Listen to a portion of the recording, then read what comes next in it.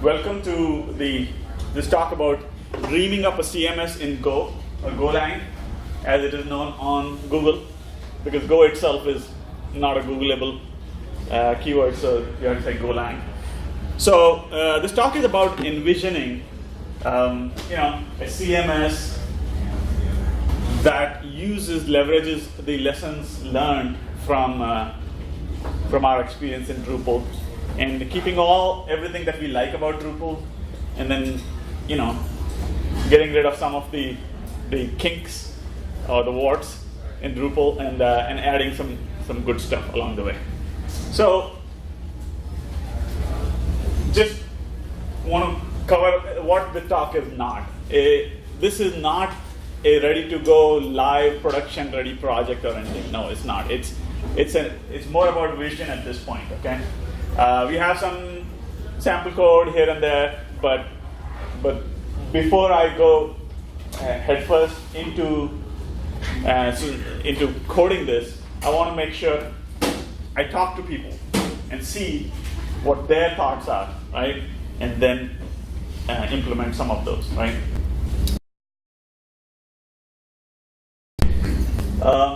So again, we will not be teaching Go language or anything like that in here. It's okay even if you don't know Go. We will be covering important aspects of Go that make it uniquely suitable for what we are trying to do. And then obviously we'll talk about some architectural concepts that we find need some improvement in Drupal. So let's get going. Okay, so again, the title is why your next CMS project should be in Go or Golang / dreaming up a CMS in Go. So using our Drupal experience to imagine a fast CMS. Okay. Now, my name is Jitesh Doshi. I work for Spinspire. Spinspire is a Drupal development company in Jacksonville. More about that later. You can follow us on Twitter at Spinspire_com. Not a very noisy Twitter account, but still, if you want to. All right, let's see. So we all love Drupal. We are all about Drupal. In fact, we as a company make a living at it. So there's no reason. 80% of our work is on Drupal, and the other 20% is Drupal related because there is some integration to do, some application development to do on our Drupal. Okay, so we love it. It's the source of our, it pays our bills, right? But we want more from it. You guys might have noticed Drupal sites without proper caching and without Cloudflare and Akamai or any such CDN, etc. Drupal sites are not the fastest, right? Drupal has a significant bootstrap cycle to get one response out of Drupal, to warm up the caches and everything. Takes some time.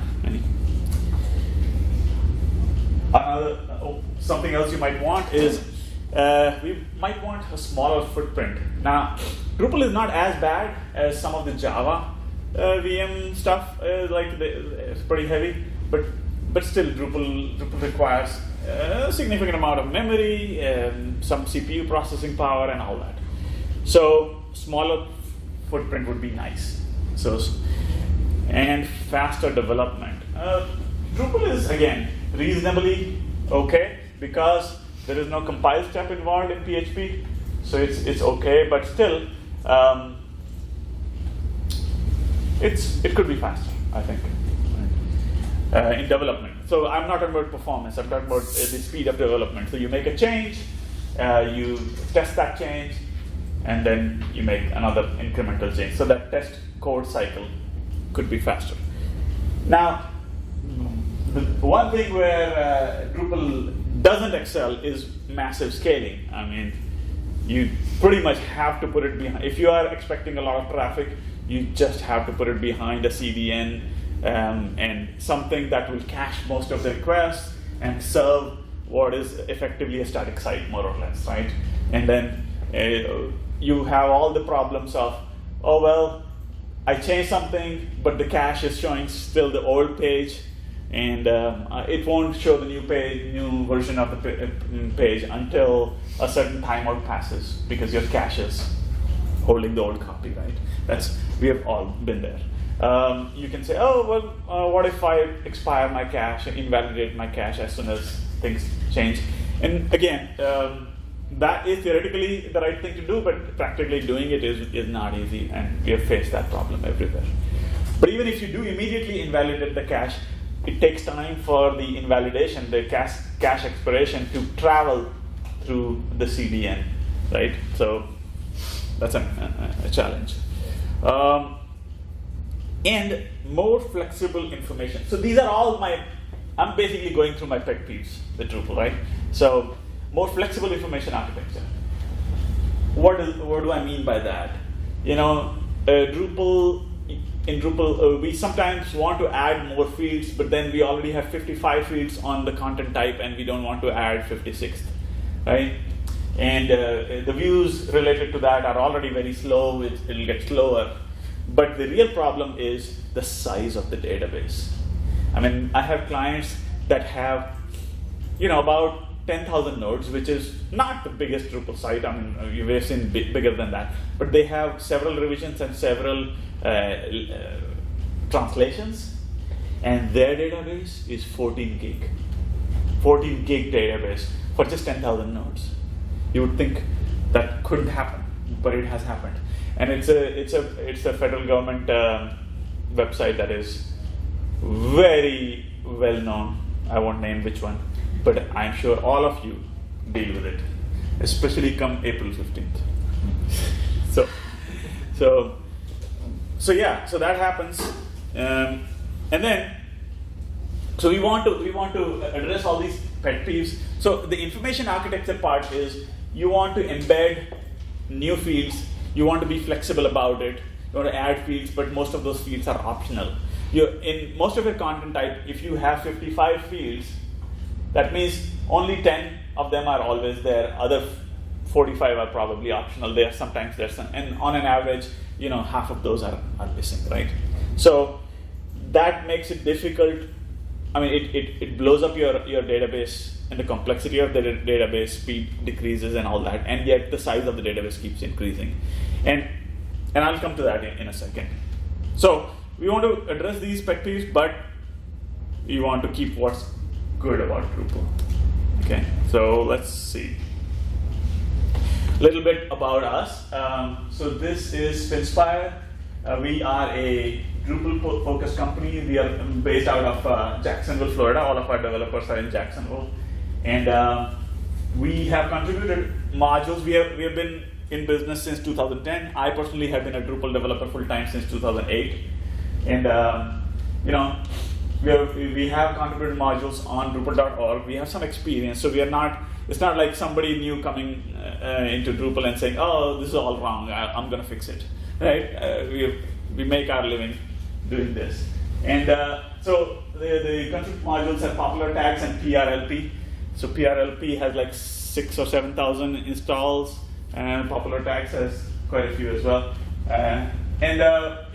We work with large and small clients, Nike, Florida Blue, and federal government clients, and a few others. So you can check us out. But again, we have plenty of Drupal experience to be complaining about it. So, all right. So, what about Go programming language, Golang? So, as you will learn as the moment you start dabbling in Go, you will understand that the word Go is very hard to search, right? Because it's everywhere in English language. So that's why you search as Golang. So why do we like Go language? What are the good things that are worth keeping in Go language? Go is a programming language that Google folks came up with. Google does most of their internal, I shouldn't say most, but a very large chunk of their internal development in Go. The internet says that it is closest to Python, it seems, but it's compiled. like C, C++, Java, it's a compiled language. But unlike Java, it does not run on a virtual machine. It runs on the hardware. But like Java, it is cross-compilable, meaning to say you can compile your Go program on Windows and generate a Linux binary. Or you can compile it on Linux and generate a Windows binary. So cross-compilation is not just possible, it's kind of commonplace. Okay, so it, like I said, it's statically compiled, static typing, etc. So you know, a lot of errors show up during compile step and not at runtime. It makes you more productive because unlike C and C++ that don't have a native garbage collection, and more like Java, this one does have garbage collection. It has a small code, which means the core language is very small generally, but it has a super comprehensive runtime library. The runtime library includes a web server, it includes HTML templating, it includes all kinds of data structures and algorithms of various kinds. It has massive string manipulation, date manipulation library. It has WebSocket built into not just HTTP, but WebSockets built into the core library. So I mean, there is very little that it doesn't include, right?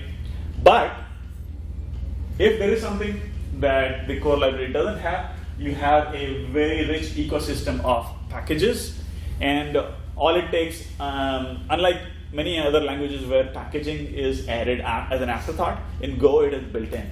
So Go has this Go get command, which can download packages from the internet. And now they have this module system, which allows versioning also. So versioning was lacking, but they have added that. So again, I will not be able to give you a good summary, but I just want to, cover the basics. So one of the things why I like for my purposes, I already talked about cross compilation, and but fully self-contained binaries.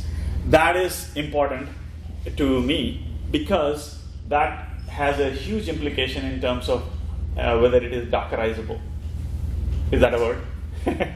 Or it's containerizable in a sense. It can be turned into a container. So if you're not familiar with containers, let me just give a very, very quick summary of that. Basically, in the beginning there was hardware. You had a hardware server that you had to physically install in some data center, and that's where you had to deploy your applications. Then came virtual machines and cloud and everything. So now nobody buys a server and physically locate them in a co-location facility. We just rent a virtual machine, right? So that's good. That's a step in the right direction. People don't have to build. I remember I used to work for a mortgage company that built a $30 million data center in Texas. The company was located in Philadelphia, but they built a $30 million data center in Texas in year 2006, 5 or 6, yeah. Very bad timing, I must say, but because they could have gotten much better bang for their buck if they had simply gone to cloud. But anyway, so now we have discovered cloud, we have discovered virtual machines. You run your Linux, you have a big, large server, you slice it up into so many virtual machines running Linux or Windows, whatever you like. And that's good. That's a great progress forward. But the problem is you are still stuck with assembling. All you get is an empty operating system. Now you have to assemble your application from all of its components, right? That's where something like Docker or other containerization technologies come into play, where you can package your application as an image, as a Docker image. And I'm going to use Docker as the example. There are others, right? And then you package your application with all of its dependencies. You declare the dependencies. Like if we were running Drupal in Docker, we would have a web server which includes PHP. So Apache with PHP would be one Docker image, and then we would have a separate Docker image for MySQL. So those two things at a minimum you would need. If you were using Nginx, you would need Nginx plus for one, and then you would need PHP FPM, and you would need the database, which is MySQL. Again, so 3 in this case. In case of Apache, only 2. And then you may add other things like memcache. So containerization technology basically allow you to run one process per container, which is equivalent to a virtual machine. And now each of these containers get their own IP address, their own process space, their own disk, their own memory. Everything is separated, right? So this way you can fine tune. You can run multiple instances of one process, while and you can auto scale that one. And so MySQL is scaling separately from Apache, for example.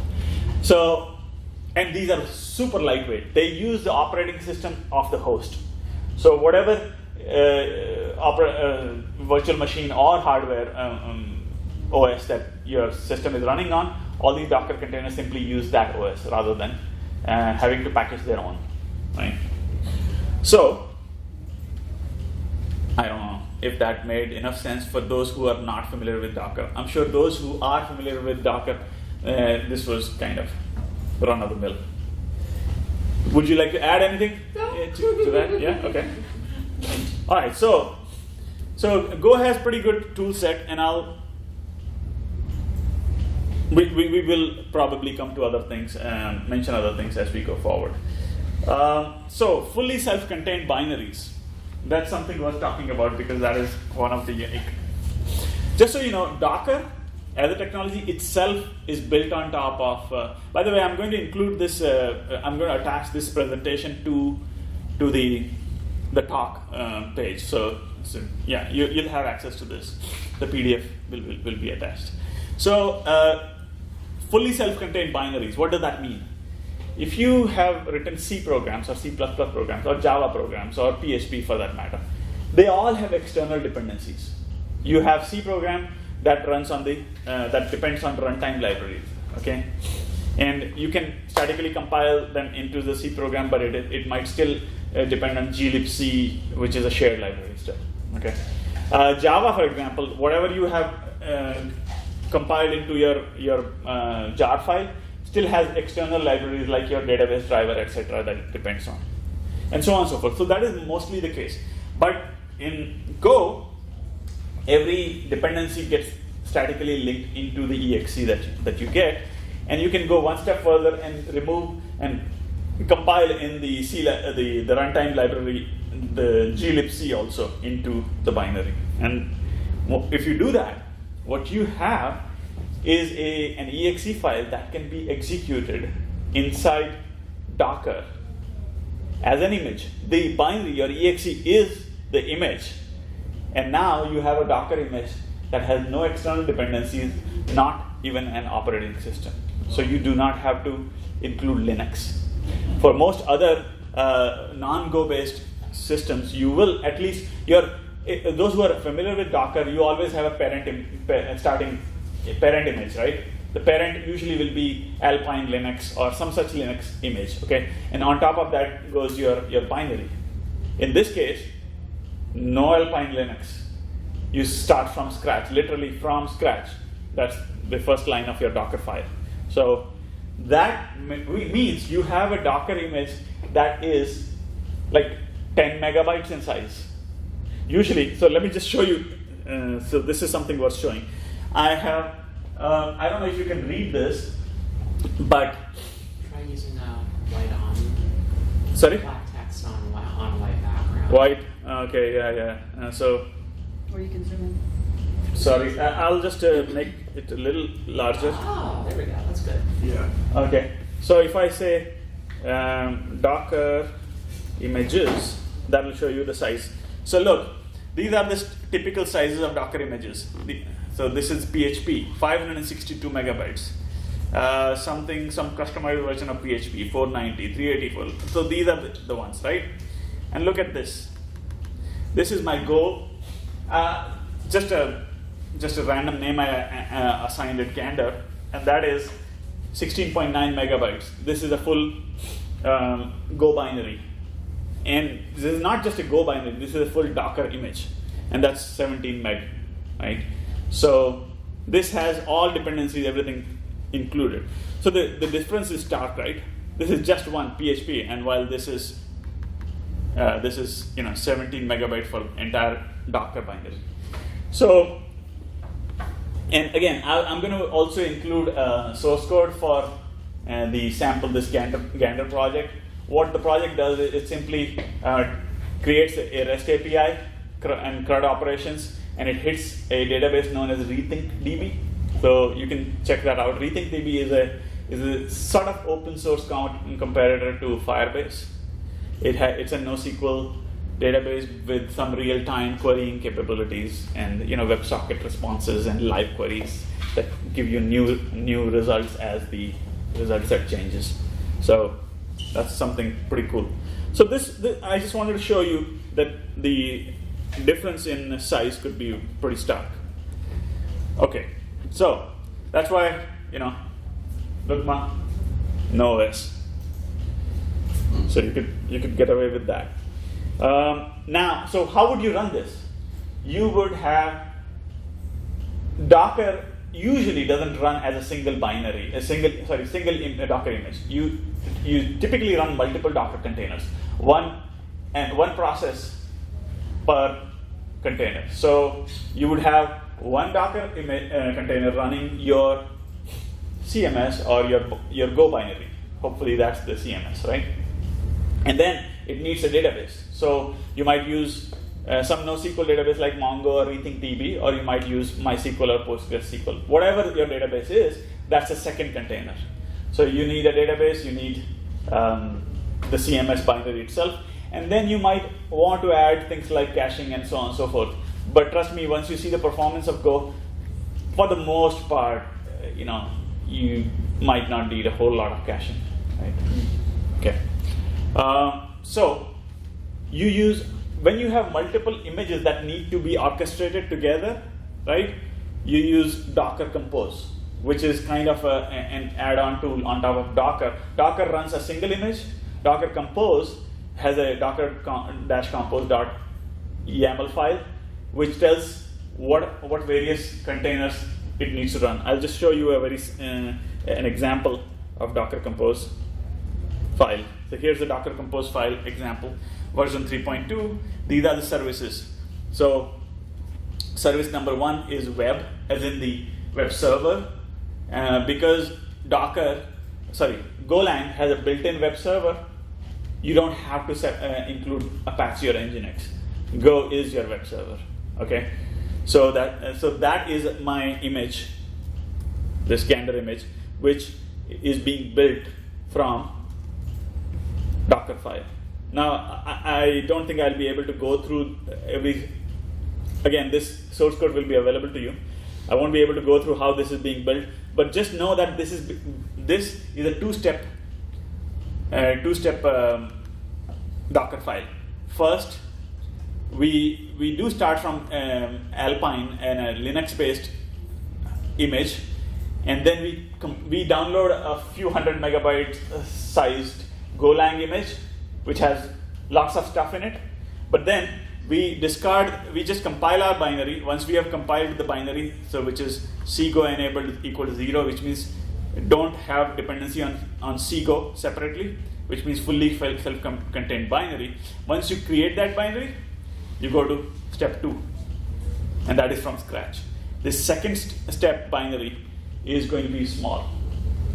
So first step is large, but that it's like a rocket, taking off. It has a multi-stage rocket, so it discards early stages so that the final payload is going to be small. So that's what this is. Okay, and that's how we are getting a 17 megabyte Docker image. Any case, oops, what did I just do? Oh, sorry, I meant. Okay, so going back to Docker Compose. So here we have two Docker containers. One is running the web server, which is not a standard web server like Apache. It's your Go binary. And second one is running the database, which in my case is RethinkDB 2.3.6, and it mounts some volumes and it exposes some ports, etc. Again, I won't be able to go into details of how Docker Compose works, but just one thing, the one takeaway is that it allows you to run two separate containers, one for the web server, one for the database server, and then they are able to talk to each other through network interfaces. And the host name of web server is web, and the host name of database server is DB. So that's how they find each other. Okay. And so in your program, in your web program, you simply say connect to DB to a host name called DB on whatever port number, let's say 2815, if that's the DB listening port. Right? So it connects there. So that's how you have two containers. So if I actually run this, Docker PS, nothing is running. So I can say Docker compose up. If I run, so I can run Docker compose up, and then it will occupy this terminal, or I can say up minus D, in which case it will detach from the terminal. But I'll keep the terminal up. So when I do that, it's now, if you notice, this was the database server, and this is the web server. So that's why the colors are different. And it is serving, so I'm using a Go library called Gin. Again, the source code will be available. And it's serving these resources. So /hello is one endpoint, API to do, has CRUD operations, get, post, put. As you can see, all these operations are available, RESTful APIs are available. And then API tada, which is just an example to show how easy it is to add more. And then demo was yet another one that I added. So again, the point I'm making is that Docker allows you to create, assemble basically your application from its individual components. Your application is made up of a database server, a web server, maybe a caching server, maybe some other information bus is going on. Maybe it has a component where you have Solar Search. You run Solar Search in its own container, right? And Docker Compose will let you write, it's like a makefile, but for containers. And it lets you write a set of instructions on how to assemble this application. And so that makes it very easy to deploy. Okay, so back to the presentation. So another feature of Golang that makes it very appropriate for this kind of an endeavor is dynamically loaded plugins, okay, which we could call extensions if we wanted, but in Golang they're called plugins. What are plugins? Basically, remember I said that Golang can create fully self-contained binaries? That is true. But sometimes that's not what you want. Sometimes you do want to separate certain functionality and make it available only as a runtime decision. Classic example is all of the Drupal modules that we are used to, right? When we download Drupal comes with its core that is provided to you, and you must use it as provided. But then we add contrib modules and we add custom modules, right? That's a decision that you make as the site builder, as the designer of the site. So similarly, in a Go-based CMS, yes, the core CMS should come as a single binary. But then all the optional features, do I want to add e-commerce to it or not? Do I want to add OAuth authentication? Do I want to add Solar Search as a search API? Do I want to add,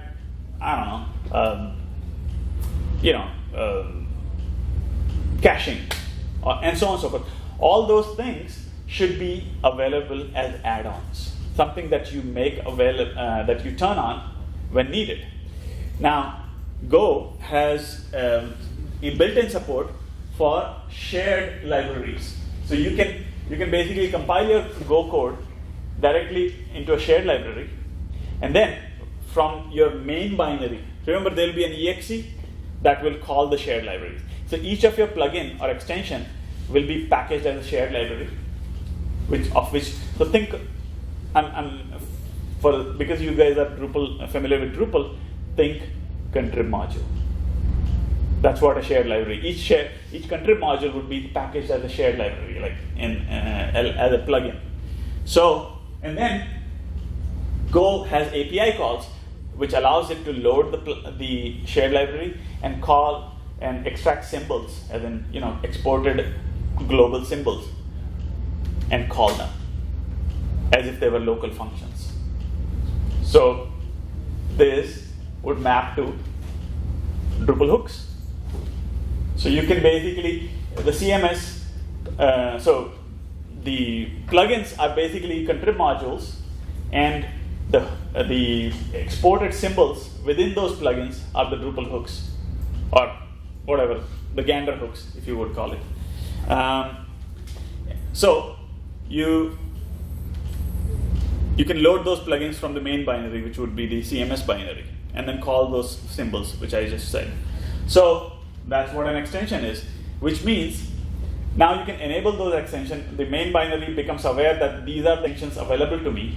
You can turn them on as needed, check a checkbox and say enable, and now it scans those plugin shared object files for symbols that it understands as hooks or callable functions, and then starts calling them just like Drupal calls its hooks, right, at appropriate times in the life cycle of the request.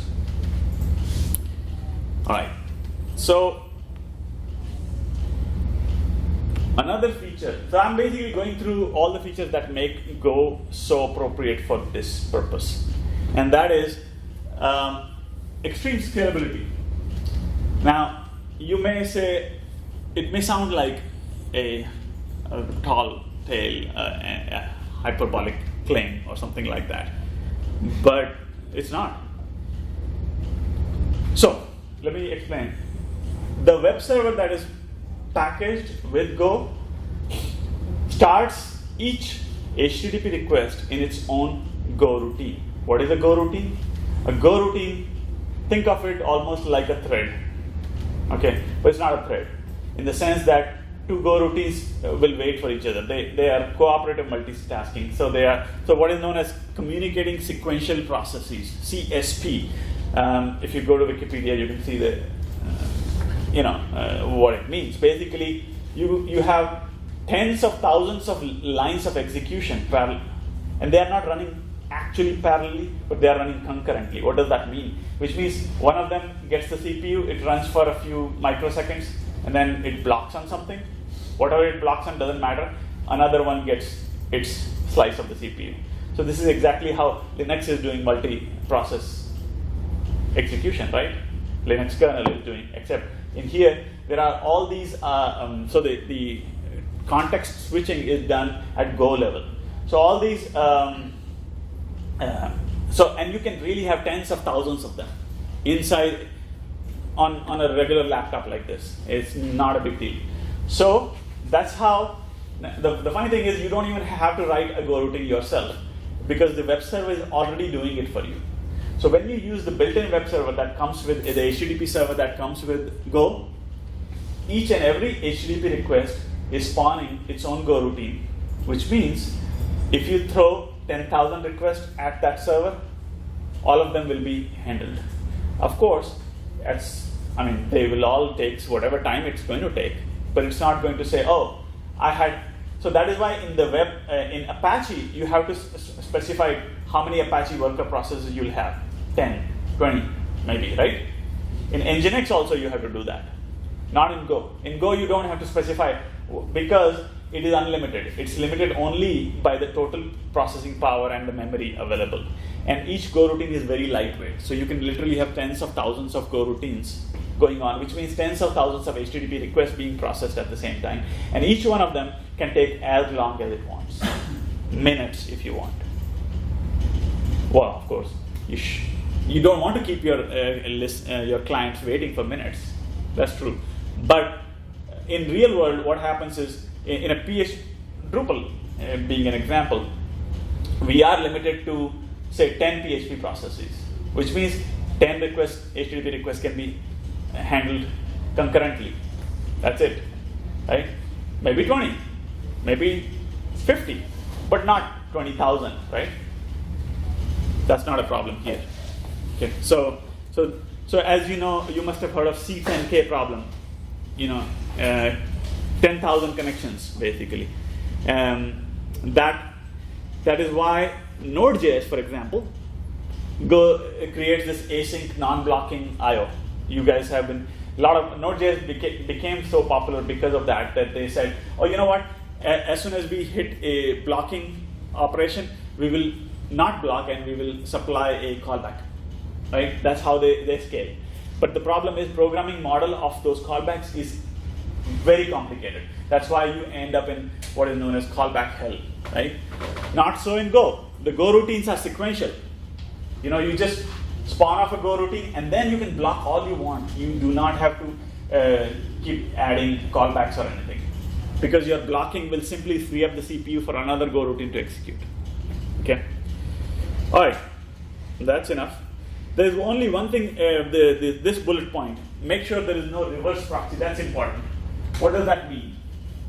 That simply means that if your Go server is behind Nginx or Apache and being reverse proxied through it, then you are out of luck. Because that means if there are 10,000 pending connections, live connections, all 10,000 of them have to go through Nginx or Apache. So that's not a good idea. So make sure that Go is handling the request directly and not as a reverse behind the reverse proxy. So if you do that, you will actually realize the scalability that I'm talking about, the massive scalability. Okay. All right. So now remember all these. So far we talked about why Go is uniquely suitable for all this, for implementing a CMS, a massively scalable CMS.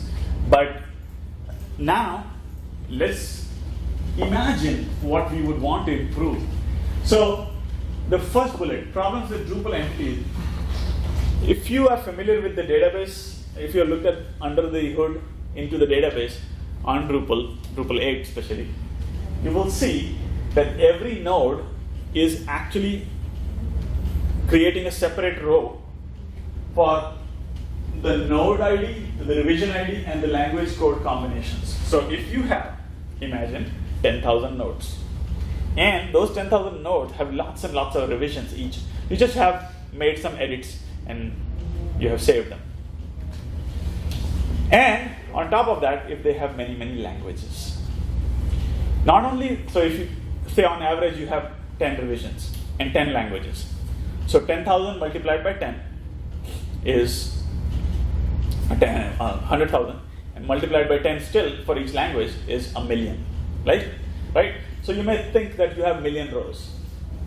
No, you will have far, far, far more than that many rows, and I've seen that situation. The problem is that every time, so if your content types has, a typical content type will have at least 10 fields, maybe.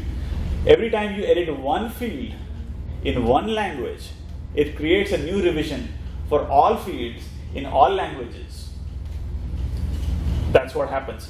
And that's how, which means you changed a tiny field here and the body simply got duplicated. The body was 100 kilobytes long. It got duplicated for a new revision for every language. And nothing changed. Body is exactly what it was earlier. So you can imagine how fast your database is going to fill up. And we are actually facing that problem. I just said, right? 10,000 nodes, 14 gig database, right? So that happens. And we are still struggling to figure out how to fix that. Now, so what we would like to do is, so what I would like to, the vision, again, this is mostly vision, right? Is to find a way to reduce this much duplication. Because you change, of the 10 fields, you change one field, right?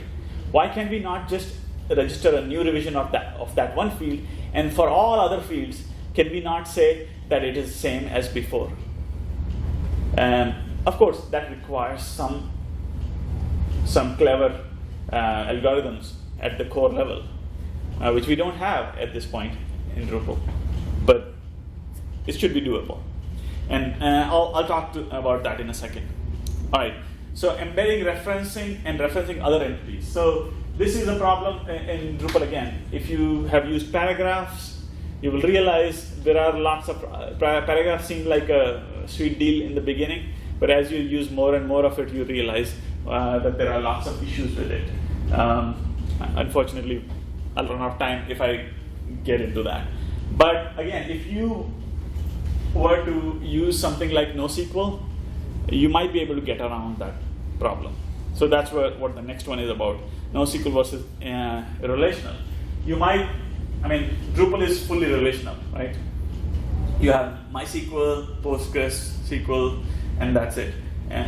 But there are extension modules, contrib modules that allow you to use MongoDB and so on and so forth. So what if this kind of support was built into core, right? So that would be useful. So you can go fully NoSQL, where every node is stored simply as a document in MongoDB or something. Or you could go partially, where the core columns are relational in a relational table, but then extension columns go into some kind of a JSON type field, or a separate database if you want. All right, and then content editing usability improvements. Again, the vision is that it should be, if you have used Google Docs, you know, how many have used Google Docs? I'm assuming almost everybody, right? So how easy it is to edit a Google Doc. You just open it and you start typing. Wherever you click your cursor, you position your cursor somewhere, click there, and start typing. Not only you can start typing from wherever, anybody collaborating with you, anybody who has the same Google Doc open can see your changes in real time, right? How sweet is that? But even if that second feature was not there, just the ability to edit a document like Word is very helpful, right? But so, that is simply not the case with a full-fledged CMS like Drupal. You have to go through, there is a lot of resistance, friction before you start editing and saving. So what if we had instant one-click edits? The side effect of that would be millions of new revisions, remember? Because you're making changes and they're getting, so if they're being auto-saved also, again, too many revisions, and that will fill up your database. That's why the core has to support, clever versioning. So one-click edits, you are looking at a node, you click on the body and start typing and replace it, just like you would do in a Google Doc. Auto-save, again, like Google Doc. Auto-versioning, okay? Again, Google Doc does this, right? And layered versioning. What I mean by layered versioning is exactly what I was saying. Your database would explode if you are not careful about it. If you actually duplicate every field just because a new revision showed up, your database would explode. That's why what you need is layered versioning, in the sense that you're applying deltas, right? Rather than duplicating the entire value of that field, and every field for that matter. And then easy undo, redo, again, that we do not have. Undo is a big deal. There's hardly any undo. Once you hit save, you have to go back to a previous revision. It's not as simple as Control-C, right? So basically, a Git like CMS. That's what it comes down to. Everything that I'm talking about is, automatic versioning and so on and so forth, undo, redo. So the CMS server has to behave more like a version control system, sort of like Git. Okay.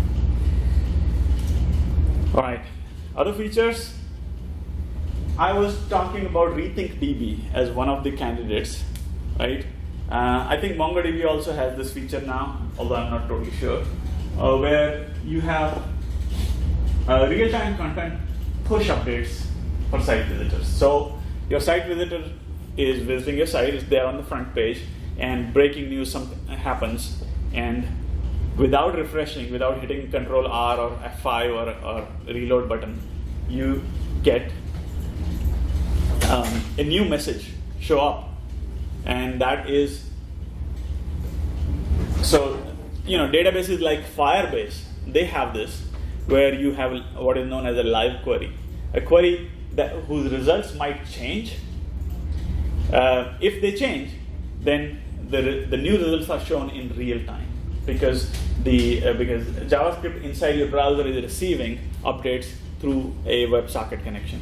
So that's possible with RethinkDB, and I suspect that it's possible with MongoDB. Again, the only reason why I'm not saying, okay, well, let's just use Firebase is because, I mean, Firebase is a third-party service. It's a Google service. We want to keep everything open source, so that's why. Now, the other thing is, we talk about, well, Drupal is certainly not API first, but it can be headless. So there are versions like Contenta or some of those that are API first kind of CMSs. But API first is nice, it's not enough. We need API fast. If you have ever tried to measure the performance of a Drupal REST call, you will realize, I mean, even in Drupal 7, the last time, if you go to smithspire.com, there is an article that I have written. At that time, I measured, and it was 200 milliseconds to get a pure RESTful response. Yeah, so 200 milliseconds is a long time, and this is without any network latency. This is from localhost. Okay, so 200 milliseconds it took to most of it was just in bootstrapping Drupal, right? And then after that, it processes the database request and returns the database results. And that whole thing was taking 200 milliseconds. That's a lot of time. Okay, something like Go server would do that in sub-millisecond. So that's how fast it can be. So in order to make API first a reality, you have to make it API fast first. It has to be fast enough, super fast, so that the cost of making an API call should be negligible. And you can take it one step further by embedding a native GraphQL server in your CMS. What does that mean? What is GraphQL? GraphQL is basically REST on steroids, in the sense that if you were to make 5 REST calls, those are 5 separate HTTP requests, right? And if you are also going to fetch something in a loop, that's n number of calls. That each one being a separate HTTP request. With GraphQL, you can basically specify a query language query, which says, I want this, this, this, and this. These 5 different things, and oh, by the way, I want each element of this array, and so on and so forth. And that way, you are specifying all your elements, all your data elements that you want in a single query, and you get all those responses together in one single response. That means you get a single bootstrap of the CMS, and you also get a single network trip, which means, even better performance. The only thing is, your code has to now assemble a GraphQL query, your front-end code, which would be, I guess, JavaScript, if you're using a single-page application as your front-end. And then, so all this will allow the first 3 bullets basically make your CMS API fast. And the last one is, sometimes you don't want to do API only. You want to do server-side templating. Well, Go has you covered, because Go's templating language is quite extensive. So if you have used Twig, then Go's templating will be very familiar to you. Go has just the same syntax, double curly braces, and all that. You can put stuff inside that. So you can put server-side templates also in your CMS. That's supported by the runtime library. Okay.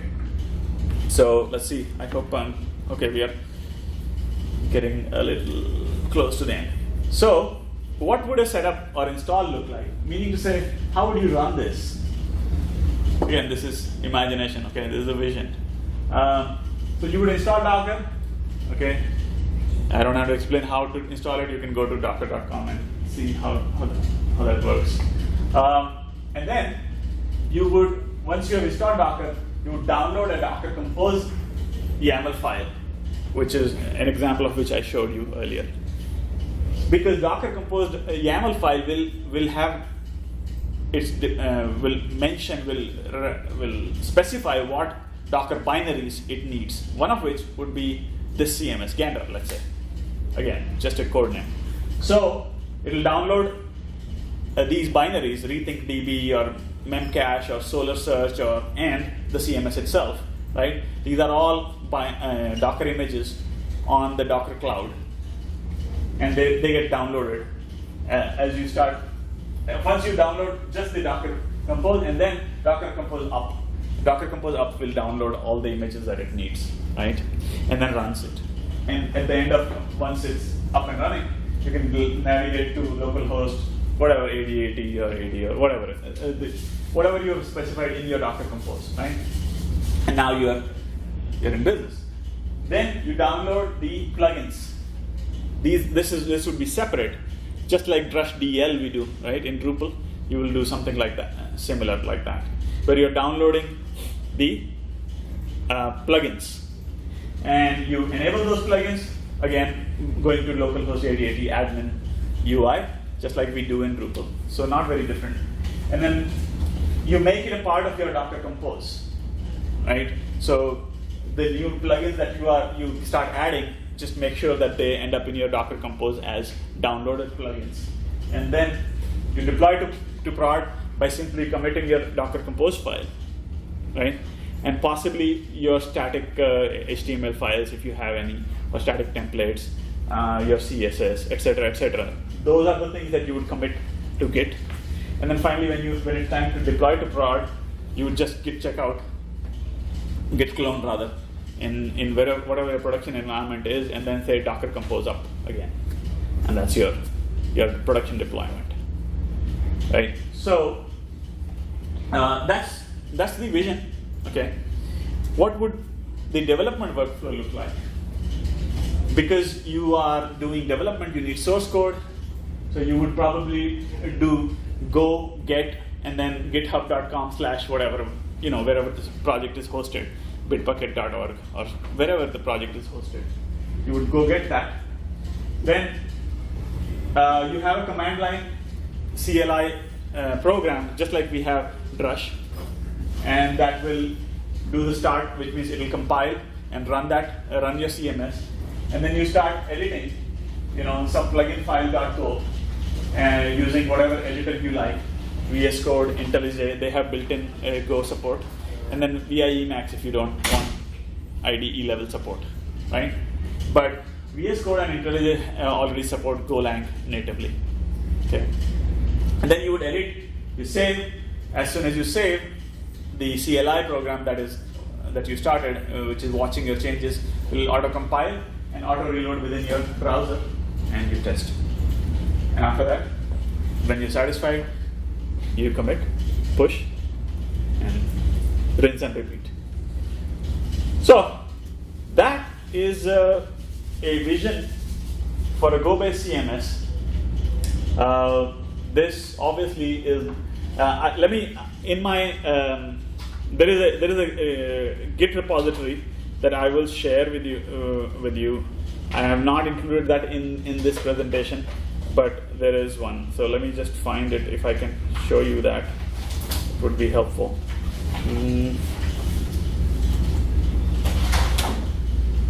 Bitbucket maybe.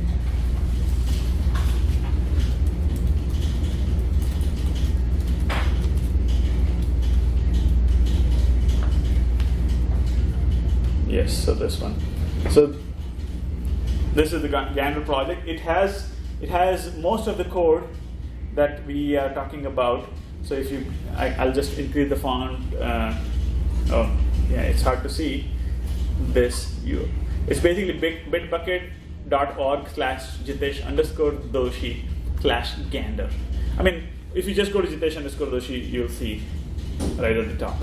So it has a Docker Compose YAML, it has a Docker file, it has main.go, and it basically is a very easy way to create RESTful APIs, if you want to add, so I'll show you how easy it is.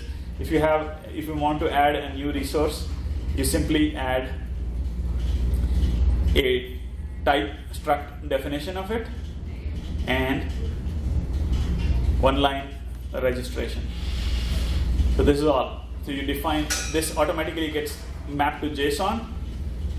It also gets mapped to a rethink DB table, and then with one line you register the REST endpoint. So that's why, just to demonstrate that, I have one to do struct which is exposed, and this gives you everything: get, post, delete, and put. And this is just an example of how easy it is to add a second one, which is, just call it tada.